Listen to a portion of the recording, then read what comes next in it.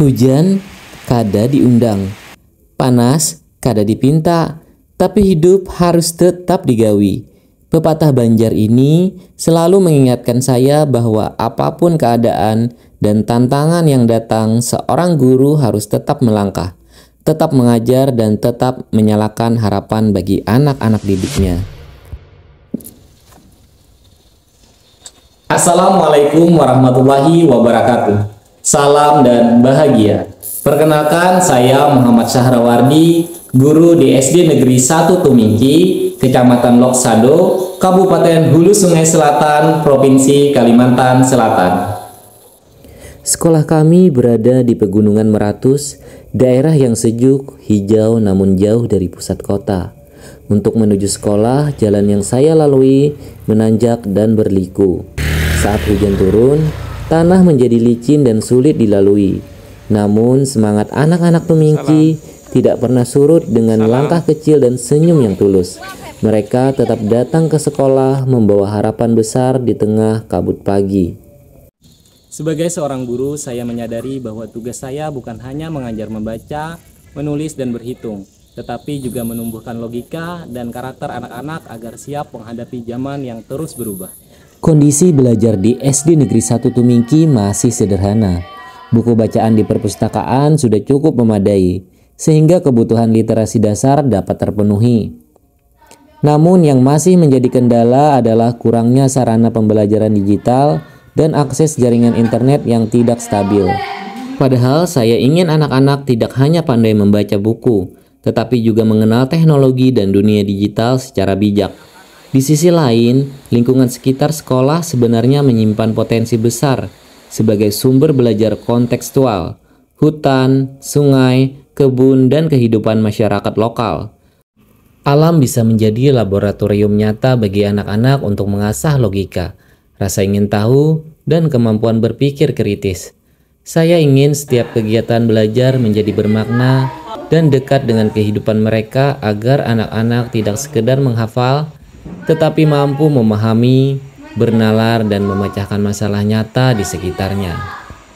Tantangan terbesar bukan hanya keterbatasan teknologi, tetapi juga cara berpikir anak-anak yang masih terbiasa menerima dan meniru.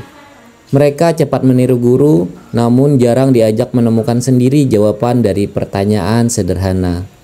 Pembelajaran selama ini cenderung berpusat pada guru dan menekankan hafalan. Padahal mereka hidup di zaman yang menuntut kemampuan berpikir logis, kreatif, dan adaptif. Selain itu, sebagian besar orang tua masih berpikir bahwa sekolah hanya tempat anak belajar membaca dan menulis, bukan tempat menumbuhkan cara berpikir dan menumbuhkan karakter. Untuk menjawab tantangan tersebut, saya mulai melakukan transformasi kecil di ruang kelas.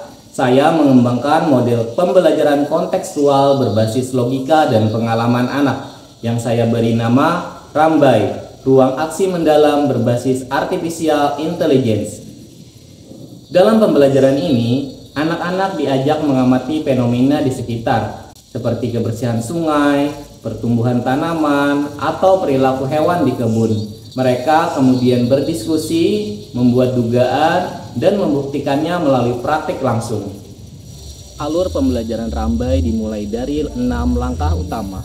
Pertama, pendahuluan yang mengaitkan pelajaran dengan kehidupan nyata. Kedua, eksplorasi, melakukan pengamatan terhadap masalah di sekitar. Ketiga, aksi kreatif, merancang solusi menggunakan AI Canva. Keempat, presentasi, menayangkan hasil karya dalam diskusi kelas. Kelima, refleksi, menilai proses dan pembelajaran yang telah dilalui. Dan keenam, tindak lanjut, mempublikasikan hasil serta mengembangkan ide-ide baru. Berikut kisah pelaksanaannya di kelas 6 SD Negeri 1 Tumingki dalam tema menjaga kebersihan sungai desa. Langkah pertama adalah pendahuluan. Saya membuka pelajaran dengan suasana hangat dan pantun Banjar. Saya bertanya, siapa yang masih mandi atau mencuci di sungai? Apa yang kalian lihat di sana sekarang? Anak-anak bercerita tentang air yang kadang keruh dan sampah yang mengapung serta ikan yang mulai berkurang. Dari percakapan sederhana ini, saya ingin menumbuhkan rasa memiliki dan tanggung jawab terhadap lingkungan mereka sendiri. Langkah kedua, eksplorasi. Saya mengajak siswa keluar kelas menuju sungai di dekat sekolah.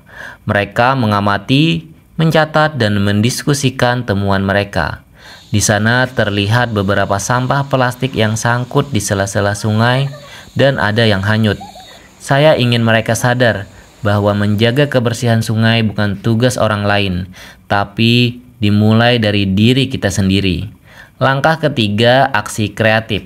Di ruang kelas yang sederhana, saya memperkenalkan AI Canva sebagai alat bantu membuat poster digital bertema lingkungan.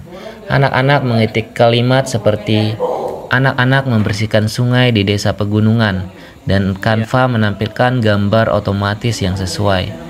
Mereka bersemangat membuat poster dengan pesan ajakan. Kelas terasa hidup, penuh ide dan tawa. Langkah keempat, presentasi. Setiap kelompok menampilkan hasil karyanya di depan kelas. Mereka menjelaskan warna, gambar, dan pesan yang dibuat. Saya memberi apresiasi, sementara teman-temannya memberikan tanggapan dengan sopan. Dari sini mereka belajar berani berbicara dan menghargai pendapat orang lain. Langkah kelima, refleksi.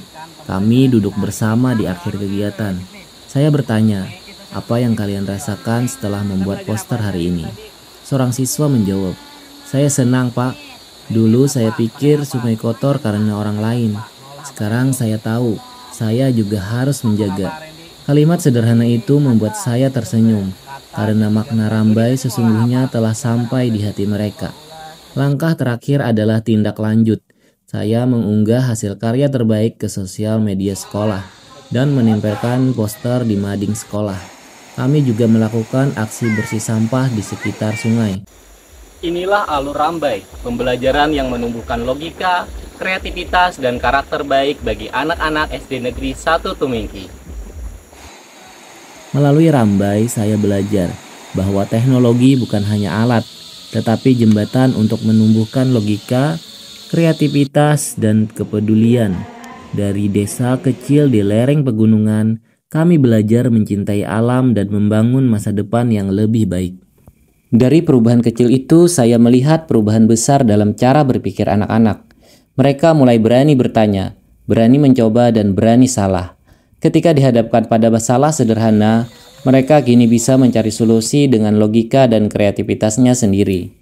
Saya belajar bahwa transformasi pendidikan tidak harus menunggu fasilitas lengkap. Transformasi dimulai dari kemauan guru untuk beradaptasi dan berinovasi. Guru yang transformatif adalah guru yang melihat peluang dalam keterbatasan dan mengubahnya menjadi kekuatan pembelajaran. Kini, setiap kali saya melihat senyum anak-anak Tumingki yang penuh semangat, saya yakin bahwa di balik kabut pegunungan Meratus, masa depan pendidikan Indonesia sedang tumbuh, pelan tapi pasti. Assalamualaikum warahmatullahi wabarakatuh. Nama saya Muhammad Hafiz Firdaus, kelas 6, sekolah di SDN 1 Tumingki, Kecamatan Loksado. Pengalaman saya dari AI Canva atau bisa menjadi belajar dengan kata-kata menjadi gambar. Itu kami sangat senang. Assalamualaikum warahmatullahi wabarakatuh. Perkenalkan, nama saya Hipni Fauzi, kelas 6, sekolah di SDN Tumingki 1.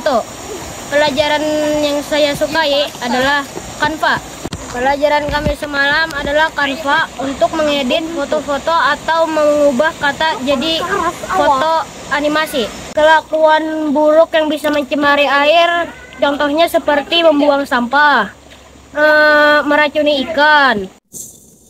Menjadi guru di pelosok bukanlah keterpaksaan, melainkan panggilan hati. Sebab di setiap langkah kecil anak-anak menuju sekolah, tersimpan harapan besar bangsa ini. Dan saya, Muhammad Syahrawardi, akan terus menyalakan lentera logika dan karakter anak-anak Meratus, meski dari ruang kelas sederhana di panggung pegunungan Meratus.